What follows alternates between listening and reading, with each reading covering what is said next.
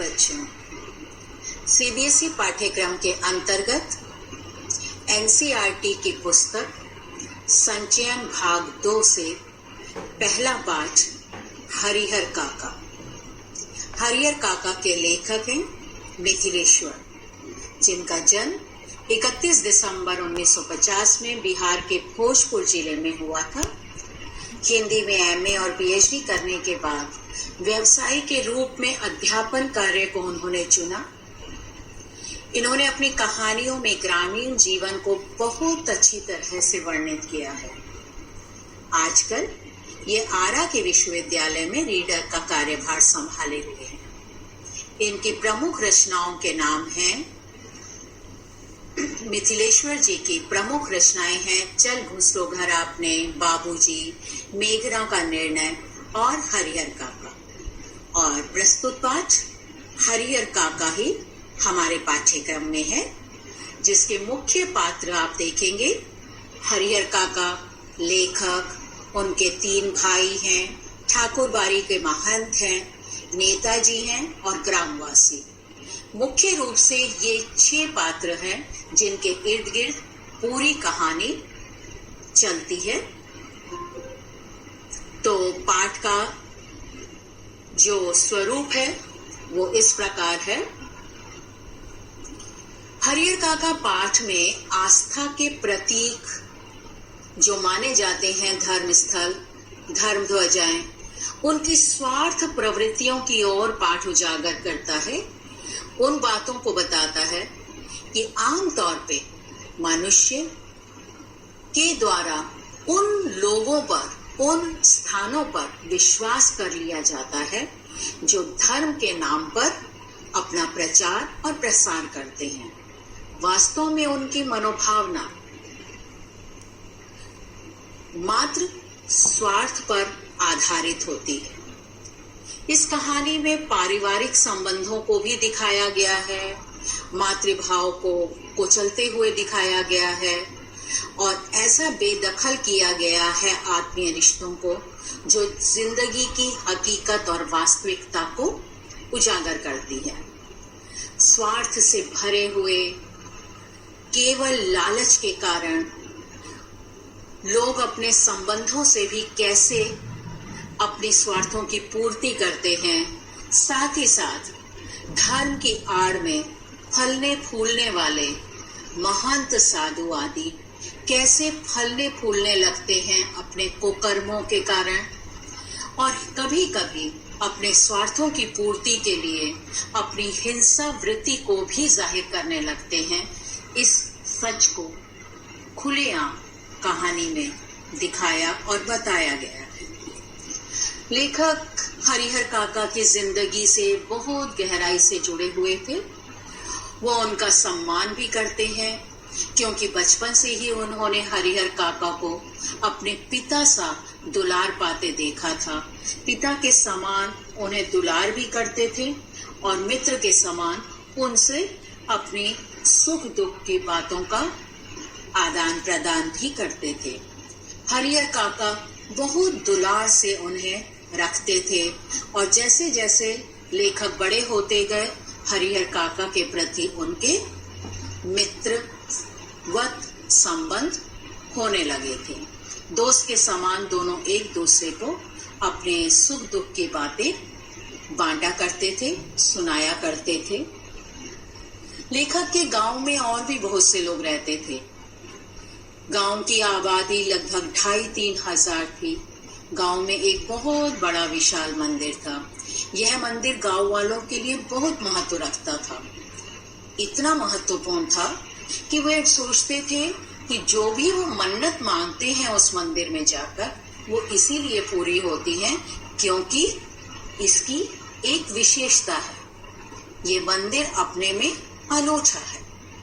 हरिहर काका भी नियमित रूप से आस्था के साथ उस मंदिर में जाया करते थे, लेकिन आज ये स्थिति हो गई है उनकी कि उन्होंने मंदिर जाना तो दूर, किसी से भी बात करना तक छोड़ दिया है।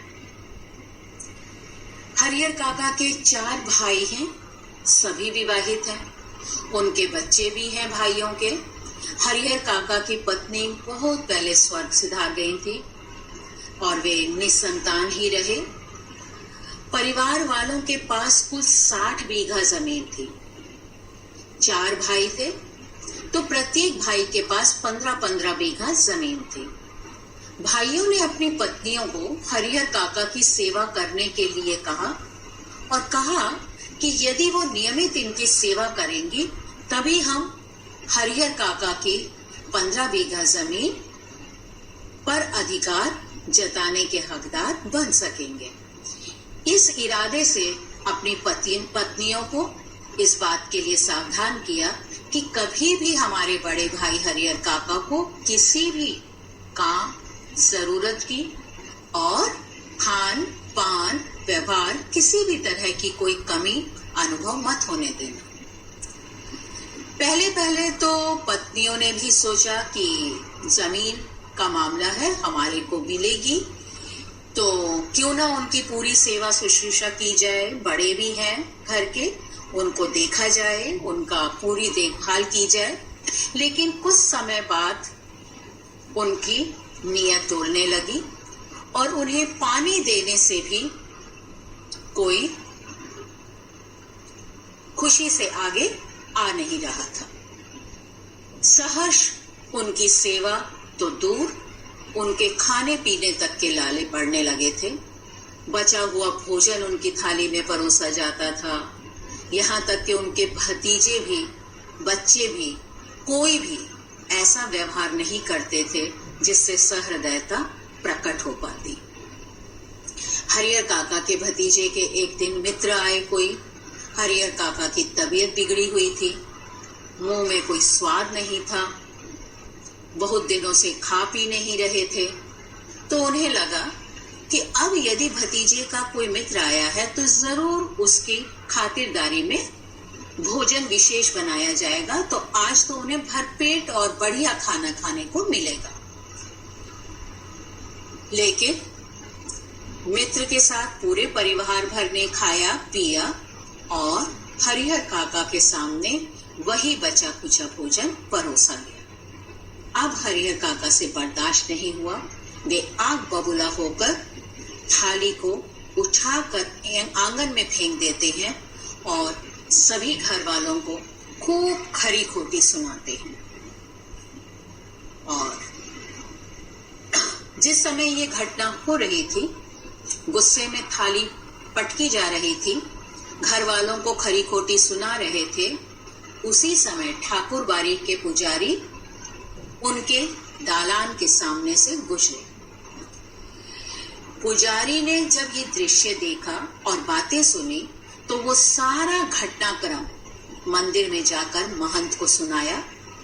महंत हरिहर काका के घर की ओर निकल पड़े और महंत हरिहर काका को समझा बुझाकर ठाकुर बाड़ी ले आए कि घर वाले तो तुम्हारा ख्याल नहीं रखते हैं, ध्यान नहीं देते हैं, हमारे यहाँ आओ मंदिर में और ईश्वर में यदि मन लगाओगे तो आपका ये लोक तो सुधरेगा ही, परलोक में भी आपका यशगान होगा।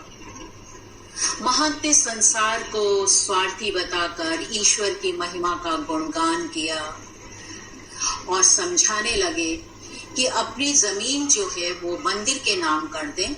ऐसा करने से जिंदगी भर लोग तुम्हें याद करेंगे। काका सब बात सुने जा रहे थे महंत की, पर उन्हें समझ नहीं आ रहा था कि महंत क्या जो कुछ कह रहा है उन्हें वही करना चाहिए। अभी वो विचार ही रहे थे कि महंत ने हर तरह की सुख सुविधा देने की ठानी और उनके लिए बिस्तर, भोजन जो वो समझ रहे थे, जिन सुविधाओं से वे मुक्त थे और जिन सुविधाओं को भोग नहीं पा रहे थे और हरिहर काका मन में इच्छा रख रहे थे, उन सब बातों का मुआयना लेते हुए, भांपते हुए महंत ने वो सब सुविधाएं देने की ठानी और विचार किया। भाइयों को जब पता लगा कि हरिहर काका को महंत अपने मंदिर में ले गए हैं, तो वो किसी डर से, इस विचार से कि वहां जाना कहीं खतरे से खाली ना हो, तुरंत ठाकुरबाड़ी पहुंचे और चाहा कि अपने भाई को वापस अपने घर ले आए। लेकिन जिस तरीके से महंत ने हरिहर काका की दुखती रग में हाथ रखा था, उस स्थिति में हरिहर काका को वापस घर ला पाना भाइयों के लिए संभव नहीं हो पाया। उन्हें खाना पीने के लिए तरह तरह के व्यंजन दिए गए, गद्देदार बढ़िया सा बिस्तर दिया गया। तो भाइयों की एक न सुनी उस समय हरिहर काका ने, क्योंकि महंत का प्रभाव हावी हो रहा था। वही रहने का विचार बना। महंत ने भाइयों को ये कहकर भेज दिया कि आज उनका मन ठीक नहीं है, उन्हें यही रहने दिया जाए। भाई अपना समूह लेकर वापस लौट आए। अगले दिन जब ठाकुरबाड़ी पहुंचे, भाई दोबारा ठाकुरबाड़ी उन्हें लेने के लिए जब पहुंचे, तो अपने दुर्व्यवहार के लिए, अपनी पत्नियों के दुर्व्यवहार के लिए, घर परिवार का उनके प्रति जो सही व्यवहार नहीं किया जा रहा था, हरिहर काका से माफी मांगने लगे। और अपने छोटे भाइयों को इस तरह से माफी मांगते देखकर हरिहर काका का दिल बसीज गया और वे वापस घर आ गए।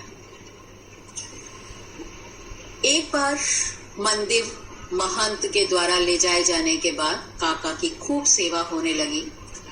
गांव भर में काका की चर्चा होने लगी। घर के सभी सदस्य जमीन पर अपने नाम लिखवाने का प्रयत्न करने लगे। पर हरिहर काका के समक्ष ऐसे अनेक उदाहरण थे जहां उन्होंने देखा था कि यदि जीते जी जमीन किसी दूसरे के नाम लिख दी जाए तो दूसरे के नाम करने वाले व्यक्ति की कितनी दुर्गत हो जाती है। उसकी स्थिति वैसी ही हो जाती है, धोबी का कुत्ता, न घर का न घाट का। महंत जी भी मौका पाते थे और सोचते थे जैसे ही अवसर मिलेगा हरिहर काका को समझाएंगे और उन्हें समझा बुझाकर उनके नाम की 15 बीघा जमीन अपने मंदिर के कलेवर को बढ़ाने में लगाएंगे। लेकिन काका को बातें कुछ कुछ समझ आने लगी थी। उन्होंने दोनों में से किसी की भी बात को नहीं सुना।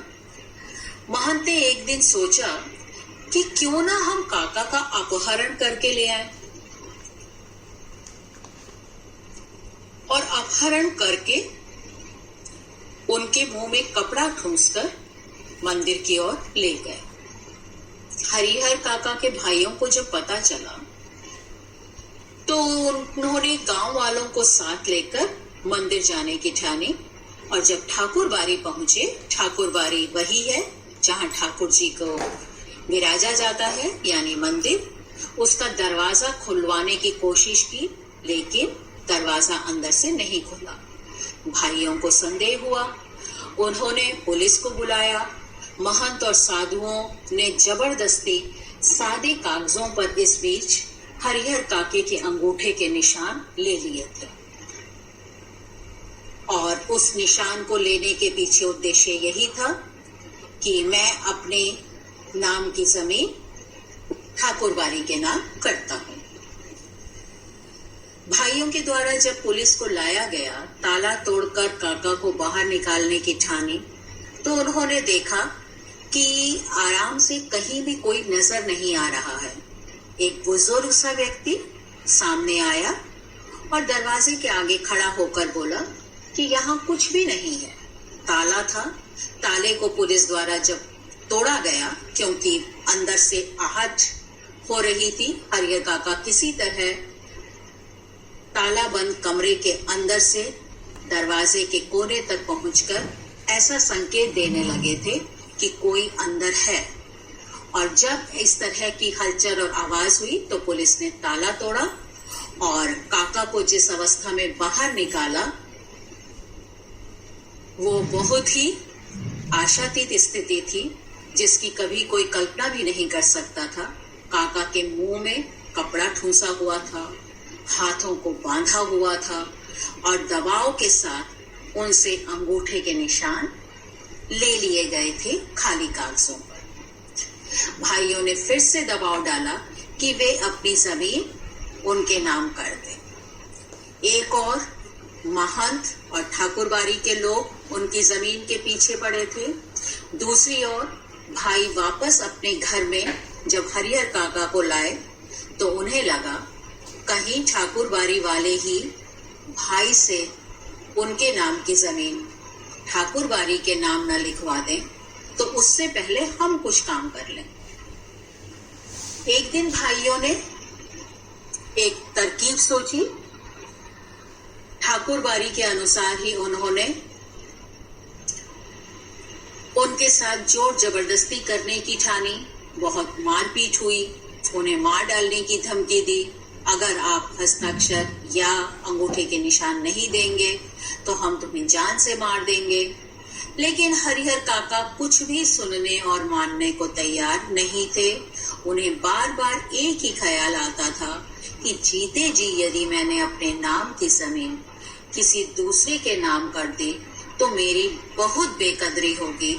जो मान सम्मान कुछ मिल रहा है उस जमीन की खातिर ही सही कुछ समय के लिए मेरे खान पान और सुविधा की ओर ध्यान दिया जाता है किसी भी पक्ष की ओर से, तो वो भी छिन जाएगा और मैं किसी लायक नहीं रहूंगा, न घर का न घाट का। भाइयों ने जब देखा कि हरिहर काका मान नहीं रहे हैं तो उन्होंने मारना शुरू कर दिया। हरिहर काका अपने बचाव में जोर से चिल्लाने लगे और उनकी चिल्लाहट को सुनकर गांव भर के लोग इकट्ठे हो गए। महंत तक भी ये बात पहुंची कि भाई किस तरह से हरिहर काका पर अत्याचार कर रहे हैं। वे पुलिस को लेकर वहां पहुंचे और पुलिस की मेहरबानी से उन्हें मुक्त कराया गया। काका ने पुलिस के सामने बयान भी दे दिया कि जबरदस्ती कागजों पर उनके अंगूठों के निशान लिए गए हैं। दोनों जगह एक ही स्थिति देखकर पुलिस ने यह निर्णय लिया कि इन्हें अब पुलिस की सुरक्षा में रखा जाएगा और उनकी सेवा में एक नौकर पुलिसकर्मी को नियुक्त किया गया। और धीरे धीरे जो उसकी सुरक्षा में लगे हुए पुलिसकर्मी थे वो दोनों तीनों समय ठाठ से खाते थे, पीते थे, मौज उड़ा रहे थे और हरिहर काका एकदम खामोश हो गए थे। किसी की भी बात का, किसी के भी प्रश्न का कोई भी उत्तर देना उन्हें मुनासिब नहीं लग रहा था। इस बीच एक बार नेताजी भी उनके सामने आते हैं और हरिहर काका के सामने एक प्रस्ताव रखते हैं कि क्यों ना वो अपने नाम का एक विद्यालय खोल लें उनके नाम की जमीन पर। लेकिन काका को वो बात भी स्वीकार नहीं होती, वो साफ इनकार कर देते हैं। गांव के लोग सोचते हैं जब काका की मृत्यु होगी तो उनकी सारी जमीन महंत हड़प लेगा। तो गांव में दो पक्ष बन जाते हैं। एक कहता है महंत और ठाकुरबाड़ी को मिल जानी चाहिए जमीन, दूसरा पक्ष कहता है नहीं, हरिहर काका के परिवार को मिलनी चाहिए। और लोग इन्हीं बातों में खूब आनंद लेते हैं, गपशप करते हैं, तरह तरह की बातें करते हैं। कोई कहता है कि जब अंत होगा इनका तब तो खून की नदियां बहेंगी, दूर दूर से लोग आकर इन पर दावा ठोकेंगे, उनकी जमीन को हटियाने की कोशिश करेंगे। ऐसे में क्या होगा उसकी कल्पना से ही लोग बातों में अपने अपने अनुसार, अपनी अपनी सोच के मुताबिक नमक मिर्च मसाला लगाकर उसे बढ़ा बढ़ा कर कहते हैं। हरिहर काका सब बातें सुनते हैं, सदमे में हैं, लोगों की वास्तविकता को जानकर एकदम स्तब्ध और मौन हो गए हैं। शांत रहते हैं, चुप रहते हैं। जिन्हें अपना मित्र सा संबंधी समझते थे, लेखक से तक से बात करना उन्होंने बिल्कुल बंद कर दिया था। तो इस तरह से पूर्व दीप्ति शैली में लिखी गई ये कहानी चुपचाप दिखाती है कि शांत रिक्त आंखों से आकाश की ओर चुपचाप हरिहर काका कैसे देखते रहते हैं कि मेरा अंत कैसे होगा, और लोगों की करतूतों से समझने लगे हैं कि लोगों का वास्तविक स्वरूप क्या होता है। स्वार्थ, रिश्ता, नाता, धर्म सबको कैसे भुला देता है जब स्वार्थ इंसान के ऊपर हावी होती है। तो इसी के साथ बच्चों एक बार फिर से दोहराते हुए ये देखते हैं कि पाठ के सूत्रधार जो लेखक हैं उनका हरिहर काका के साथ बहुत आत्मीय संबंध था। हरिहर काका की मन स्थिति से वो बहुत परेशान हो रखे थे कि क्यों नहीं वो कुछ कह रहे हैं, अपने मन को हल्का करने के लिए व्यक्त क्यों नहीं कर रहे अपने भाव। हरिहर काका और उनके परिवार से लेखक भली भांति परिचित थे। पूरी कहानी के मूल में हरिहर काका है, इसलिए कहानी का नाम भी वही रखा गया है। हरिहर काका के प्रति लेखक की अपार संवेदना है। ठाकुर बाड़ी के वातावरण से लेखक खिन्न हो जाता है जब हरिहर काका के साथ उनका इस तरह का बर्ताव होता है। उनके मन में इस बात का मलाल है कि काका के लिए वो कुछ कर क्यों नहीं पा रहे हैं, और वो तभी कर पाएंगे जब काका उनसे अपने मन की बात कहेंगे। लेकिन हरिहर काका ने तो जैसे चुप्पी साध ली है। लेखक अपनी कहानी के माध्यम से समाज को पूरी तरह से यह संदेश देने में सफल रहा है कि स्वार्थपरता सभी रिश्ते, नाते और धर्म पर हावी हो जाती है तो उसका परिणाम कितना भयानक और बुरा होता है। हरिहर काका के तीनों भाई स्वार्थी और लालची प्रवृत्ति के निकले। उनकी जमीन पर हर वक्त मानो गिद्ध दृष्टि जमाए रहते थे। हरिहर काका उनके भाई 60 बीघा जमीन के मालिक होते हुए चाहते थे कि किसी भी येन केन प्रकार काका की जमीन भी उन्हीं को मिल जाए। हरिहर काका के भाई हर तरह से सुखी और संपन्न थे, लेकिन उनकी लालच और गिद्ध भरी दृष्टि से उनकी सारा सुख चैन लुटा हुआ था। भरा पूरा परिवार में अशांति का वातावरण छाया रहता था।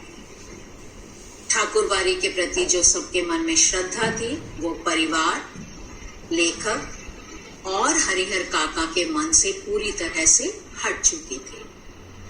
ठाकुर बाड़ी के महंत के बारे में अगर पूछा जाता है तो बता सकते हैं कि वो हैं तो धर्म के ठेकेदार, लेकिन धर्म की मनमाने तरीके से व्याख्या करने में माहिर हैं। धर्म के नाम पर इस तरह से वो कलंक बन जाते हैं। असामाजिक तत्वों से उनका विशेष लगाव रहता है। धन का लालच तो है ही, अवसरवादी भी है। हरिहर काका की जमीन हथियाने के लिए हर हथकंडा अपनाते हैं, चाहे छल से या बल से कोई भी उपयोग करना पड़े। नेताजी को पता लगता है कि जादुई छड़ू माने उनके पास है। नेताजी जैसे होते हैं अवसरवादी और चापलूस किस्म के हैं। सोचते हैं बहती गंगा में हाथ धो लिया जाए, नाम उनका हो जाएगा कि उनके कार्यकाल में ये सब कार्य हुआ, इतना बढ़िया विद्यालय खुला। इसलिए उन्हें बाध्य करना चाहते हैं कि वो मान जाएं बात हरिहर काका और विद्यालय खुलवा दिया जाए। हरिहर काका के प्रति उनके मन में कोई संवेदना नहीं है, केवल वहां भी स्वार्थ सिद्धि हो रही है। गांव में बिना कुछ किए चाहते हैं उन्हें लोकप्रियता मिलनी चाहिए। एक तरह से नेता का प्रतिनिधित्व करता हुआ यहाँ दिखाया गया है नेताजी के चरित्र को। गांव की दशा ये है गांव वालों की, ग्रामवासियों की, कि सुनी सुनाई बातों पर विश्वास कर लेते हैं। अफवाहों को हवा देने में उन्हें बहुत आनंद आता है। हरिहर काका से किसी की कोई हमदर्दी नहीं है। एक पक्ष महंत के साथ है तो दूसरा पक्ष भाइयों के साथ, और फिर दोनों के बीच में बहसबाजी का माहौल, और समय उसी में गंवाया जाता है। और आगे आने वाली घटना कौन सी होगी, अनहोनी घटना, उससे पूरा गांव डरा हुआ है।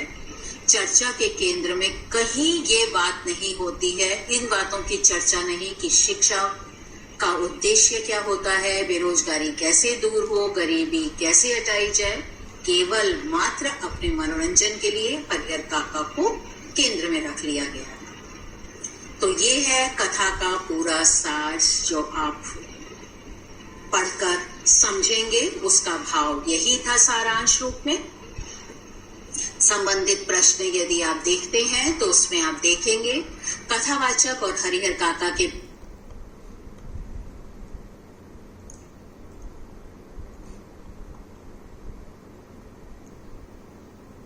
पढ़ाई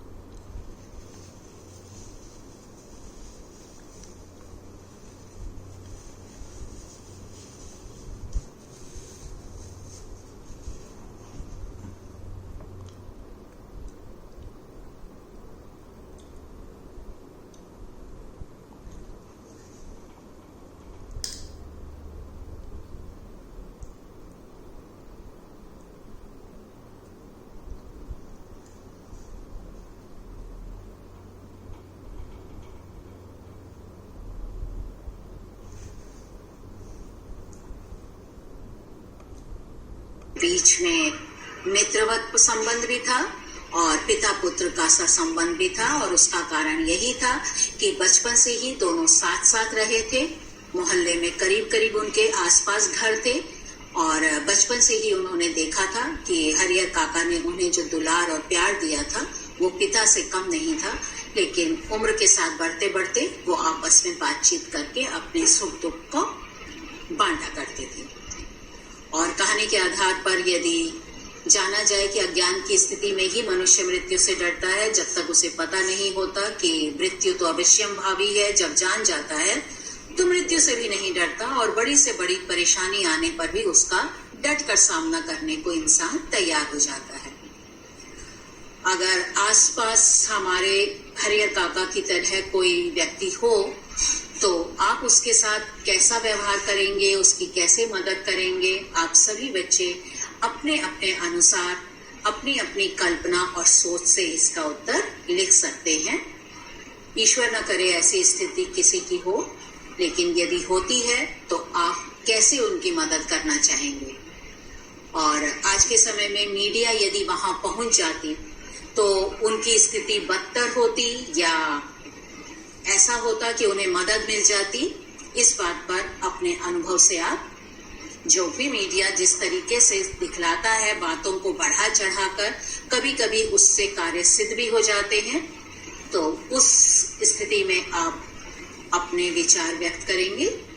गांव में चर्चाओं के केंद्र में जो हरिहर काका के बारे में पता लग रहा है उनको अपने शब्दों में बताते हुए आप हरिहर काका के चरित्र चित्रण को बखूबी लिख सकते हैं, ऐसी हमें पूर्ण आशा है। धन्यवाद बच्चों।